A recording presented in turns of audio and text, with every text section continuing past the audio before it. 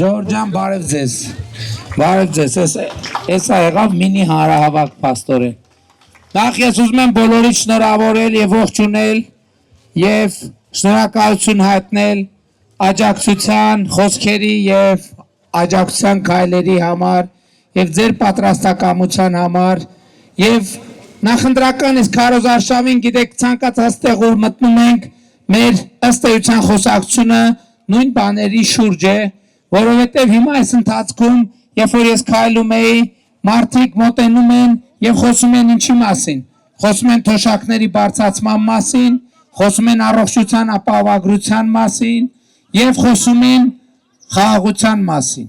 Եվ ըստ էության սա է այն հիմնական օրակարգը, որի շուրջ կենտրոնանում ենք մենք եւ ես ուզում եմ ասել գոհունակությամբ եմ արձանագրում հետեւյալը։ Սա շատ կարևոր դարակազմիկ մի փոփոխություն է տեղի ունեցել եւ տեղի ունենում Հայաստանի Հանրապետությունում։ Ինչն է այսօրվա առանձնահատկությունը, ժողովուրդ, մենք շատ մեծ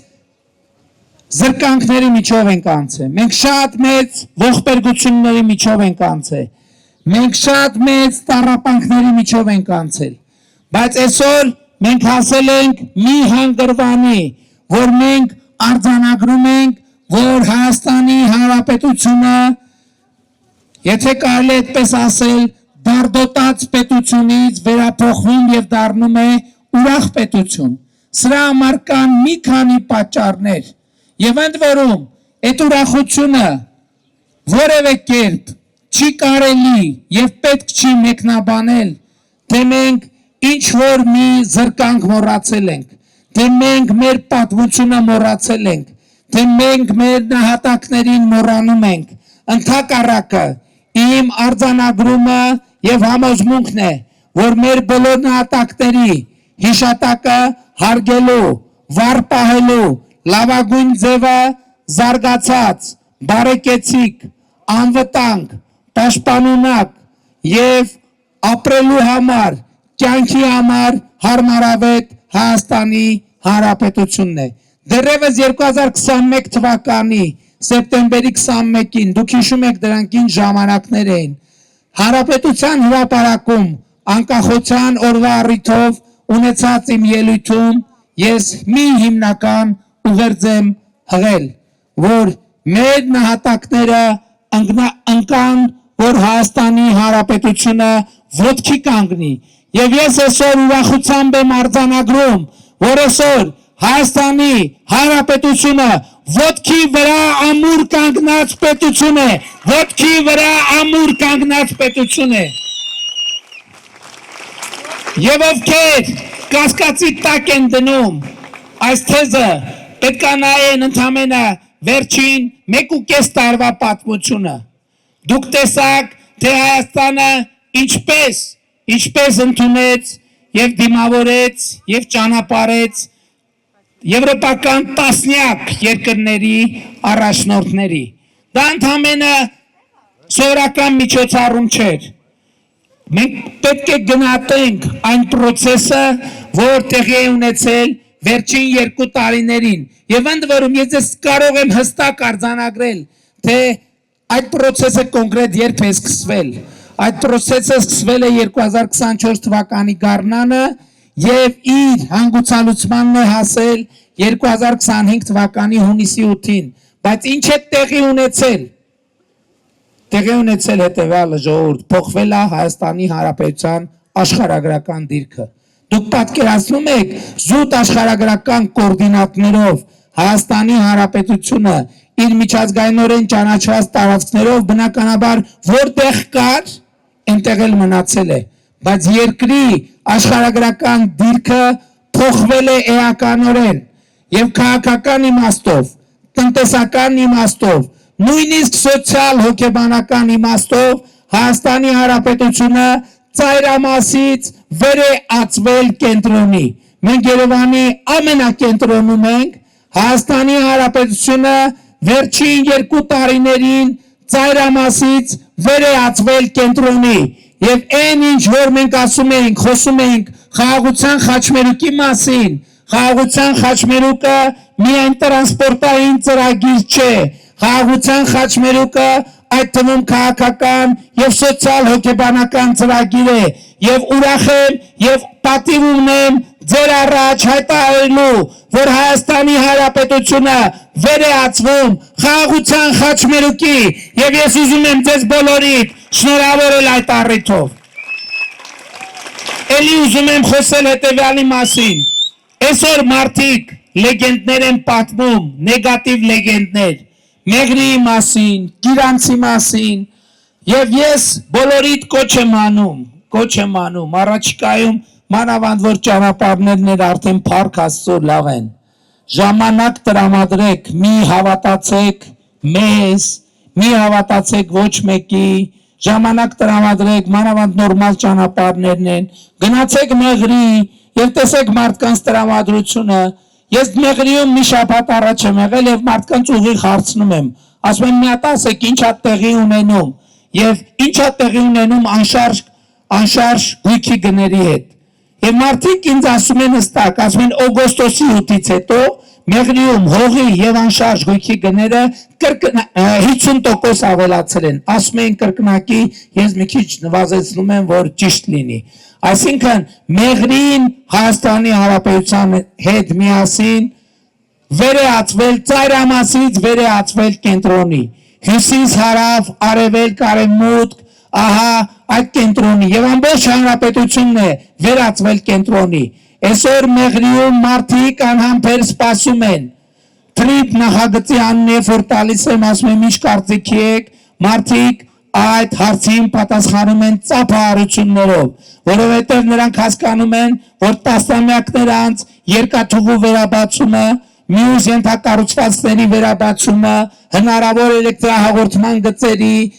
խողովակաշարերի, մալուխների անցումը Հայաստանի Հանրապետության տարածքով, Հայաստանի Հանրապետության ինքնիշխանության, տարածքային ամբողջականության, իրավազորության պահպանման ոչ միայն տասնյակ միլիոնների եւ միլիարդների եկամուտներ է բերելու Հայաստանի Հանրապետություն, այլ դառնալու է քաղաքական երաշխիք խաղաղության եւ անվտանգության։ Եվ սա է ամենակարևոր ձեռքբերումը։ Եվ ուրեմն ես ուզում եմ բոլորիդ շնորհավորել խաղաղության հաստատման առիթով եւ արձանագրել, որ խաղաղությունը 9 ամսական մեր խաղաղությունը նման է 9 ամսական երեխայի։ 9 ամսական երեխան այն ընտանիքում,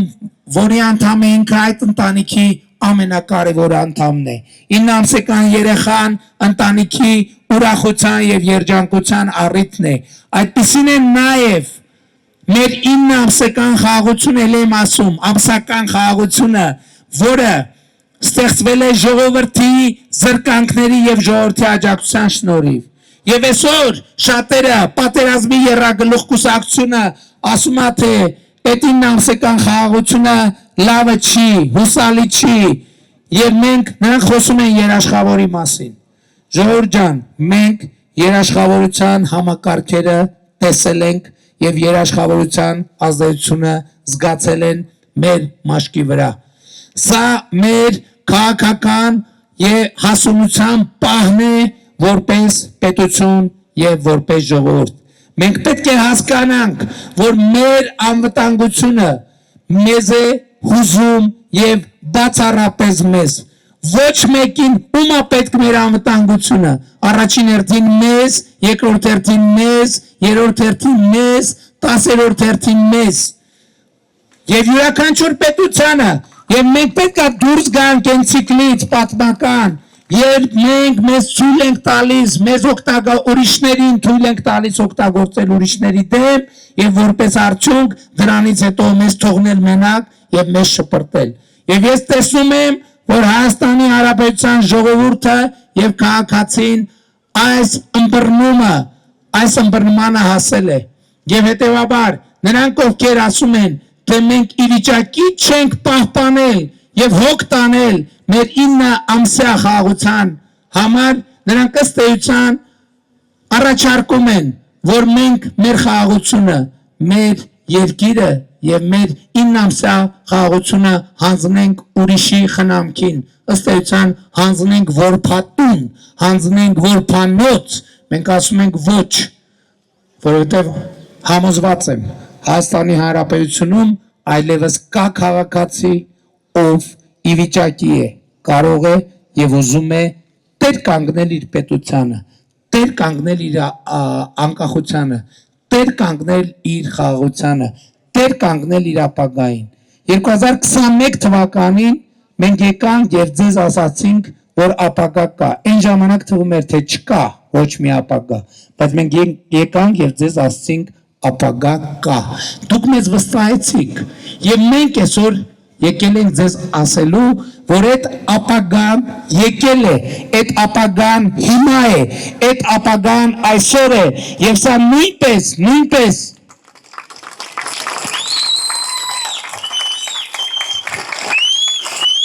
Եվ սա նույնպես պատմական փոփոխություն է, որովհետև մեր պատմության ողջ ընթացքում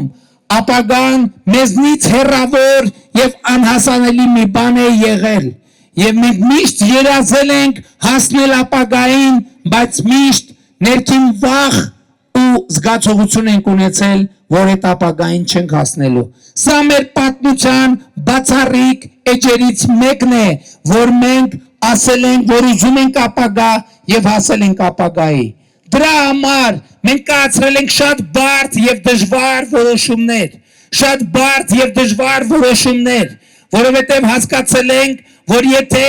այսօրվա մեջ մենք կայացնենք երեկվան վերաբերվող որոշումներ, մենք այդպես էլ չենք հասնի ապագային։ Մենք այսօրվա մեջ կայացրել ենք ապագային վերաբերվող որոշումներ, այո շատ դժվար, այո շատ բարդ, այո շատ ողբերգական, այո շատ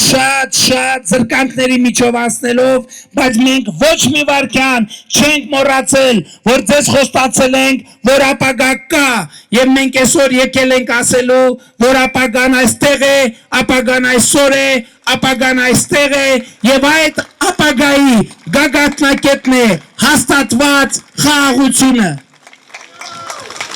Բայց 9 ամսական խաղաղությունը եւս մի ընդհանրություն ունի 9 ամսական երեխայի հետ։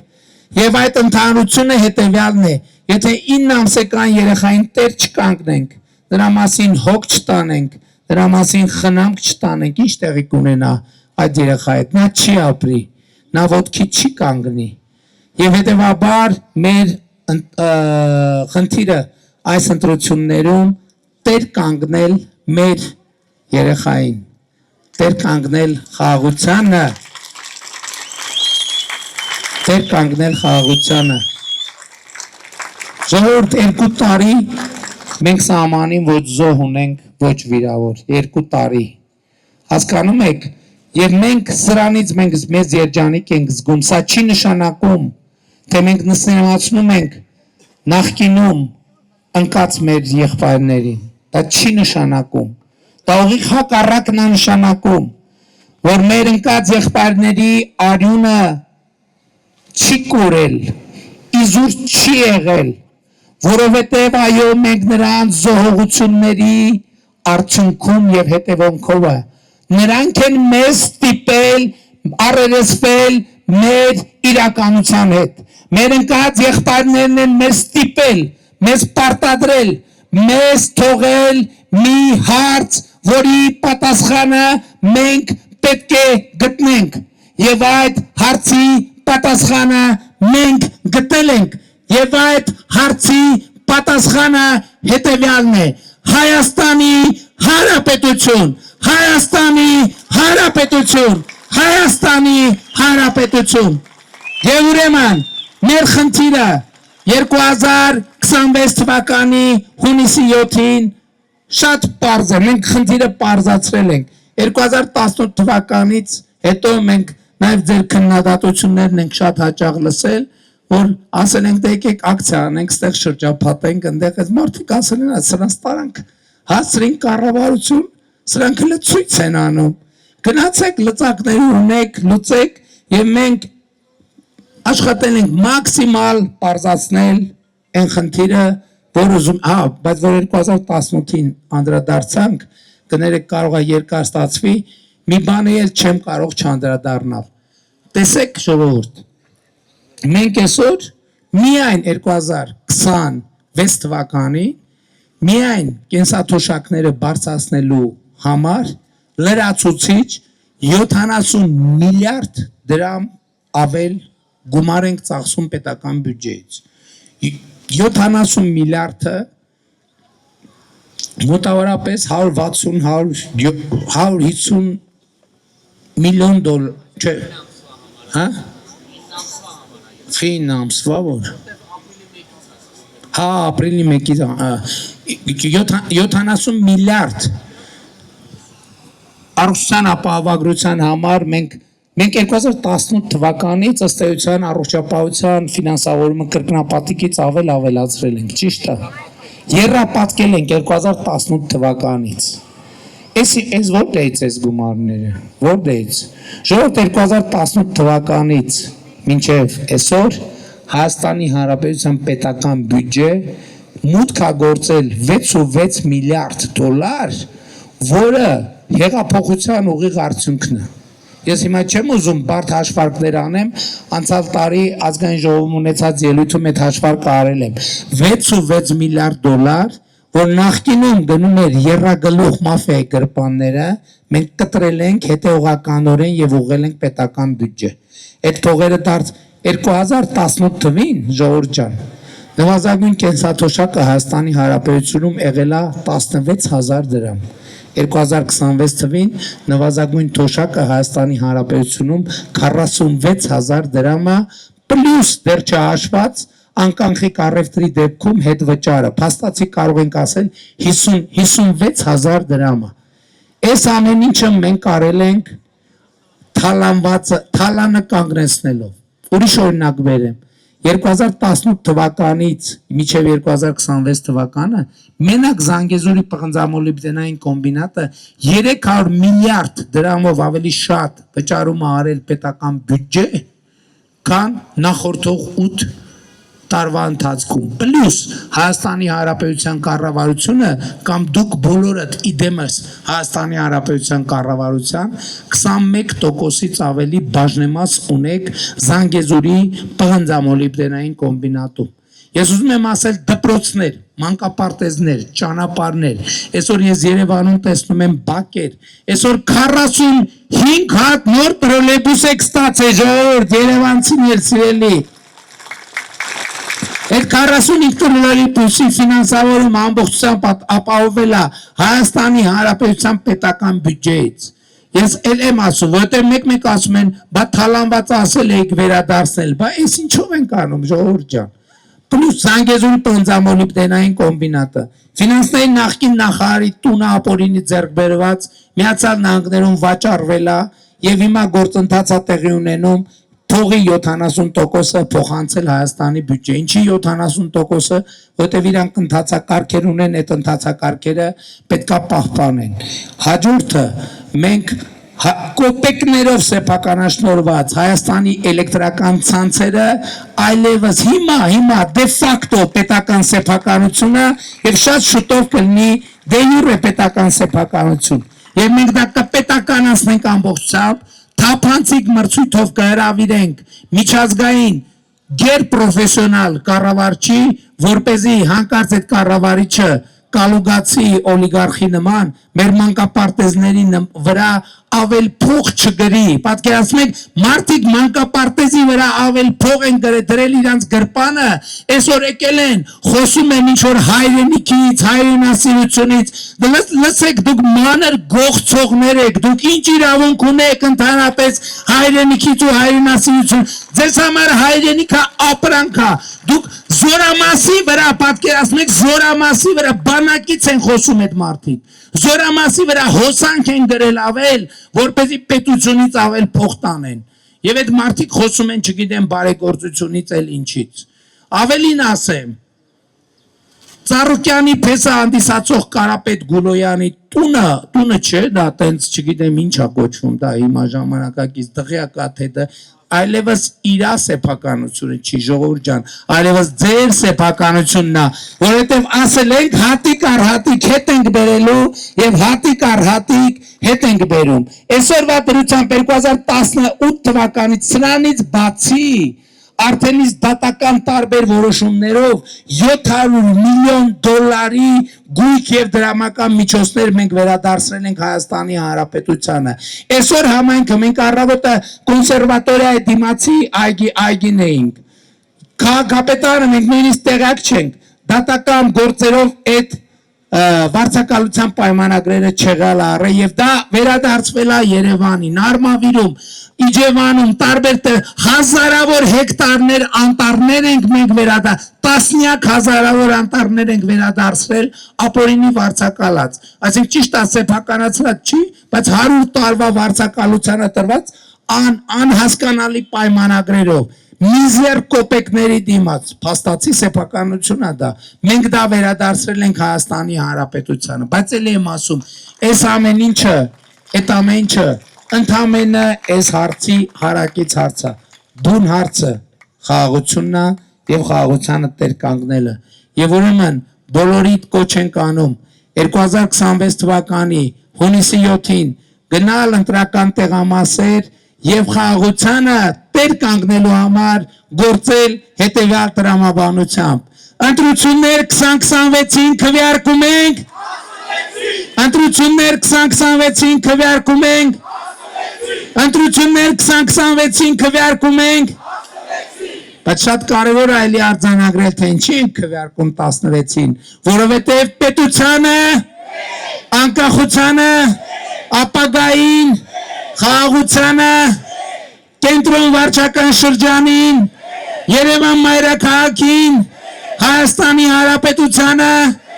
փառք նահատակներին եւ կեցցե Հայաստանի Հանրապետությունը շնորհակալ եմ շատ